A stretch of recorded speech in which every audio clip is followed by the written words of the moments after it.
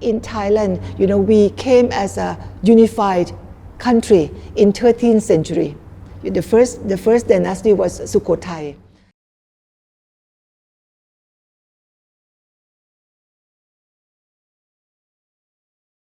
From that time, it's recorded on the stone inscription that how the Buddhist monk, took the lineage from Sri Lanka and continued on. Historically, Sri Lanka, the Thai Sangha started by the Sri Lankan Sangha. That's why we are called Lankavamsa. The Thai monks, we are called Lankavamsa. Then after some time, they have lost the lineage in Sri Lanka. So they came and received the lineage from Thai monks, and now they are called Siamvamsa. Siamvamsa, you go to Sri Lanka, you have Siamvamsa. You want Lankavamsa, you come to Thailand, very closely connected. Even at my ordination, the senior monk, asked me to go and hoist the flag. It's a Thai flag, Sri Lankan flag, and Buddhist flag. I was surprised, I didn't know that ordination you have to hoist the flag, He said you are taking the lineage back to your country. That's why that's symbolically Sri Lanka to Thailand.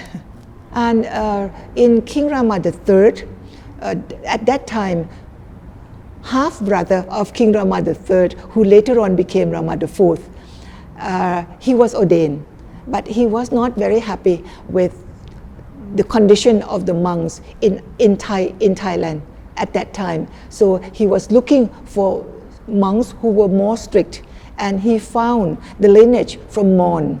So he started a new sect called Dhammayut. So the older version is called Maha Nikaya. Maha Nikaya, Maha means big, the bigger. That's 90% of the monks' population in my country. The whole country, you have something like 300,000. And out of this number, 10% is belong to the new sect, 10% belong to Dhammayut. And the older one is Maha Nikaya, which consists of about 90% of that number, that 300,000.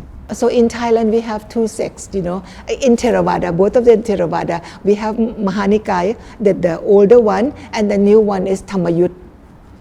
And the difference between these two, according to the teaching, they are reading the same text, only minor practices. Like, this one, when they go out, they don't wear shoes, they don't wear slippers, whereas Maha Nikaya, when they go out of their arama, of their temple, they wear slippers. Or in the afternoon, if Maha Nikaya monk come to you, you can offer coffee with milk. But if Dhammayut monk come for visit, you don't put milk in their coffee. Very minor details, but in the teaching of the Buddha, it's the same thing. It's the same thing. But somehow they insist on having separate Sanghakama, act of the Sangha is separate. And all our kings, because it started by King Rama IV, so our kings after that, when they were ordained, they always belonged to Dhammayut, which is the one that was founded by King Rama IV. Talking about reform of monastics and lay people, I think part of it is because I am academic. When you have read the text and you realize that what we practice in general public is not really matching so much with the teaching, So I don't know whether actually I'm trying to reform or not. But what we are doing is trying to be as close as possible from the spirit that we could feel given to us in the text. So when we read the text, particularly following the Vinaya, following the monastic rules, we have to understand the monastic rules in spirit.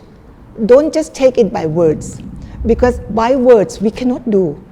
Matt, in this world we cannot do. Suppose some of them we cannot do. Like we should not travel by vehicle. Nobody can keep this precept, but we understand that by taking this yana, the word is yana. Yana means a vehicle that is carried by human beings, which comes with a title. When you are a person of title, then you are being carried by other people. So we understand that we should not travel, like rich people, or like, we have already given up The Buddha gave up his title as a prince. He's no more, he didn't have to be carried around by other people. He gave up that kind of vehicle. So we really have to understand the context of the time and the context of the rule. So what I often said, you follow the Vinaya by understanding the spirit of the Vinaya. Very important, otherwise we tend to follow only by words. And next to impossible, some of them, next to impossible for Theravada Buddhism. In some places, they're very strict. They want to be, and they think that to be strict in observing the Vinaya is good. Those who cannot observe strictly according to the Vinaya in words are not good. So this is very important. We also have to see whether you have compassion for others. The Buddha gives us Dharma and Vinaya, not only Vinaya. He also gives us Dharma. So I want to keep my precept well, but you have to travel 500 kilos in order for me to keep the precept. That is not compassion. That is not kindness to others. So we have to really put the teaching into practice of both following Dharma as well as Vinaya.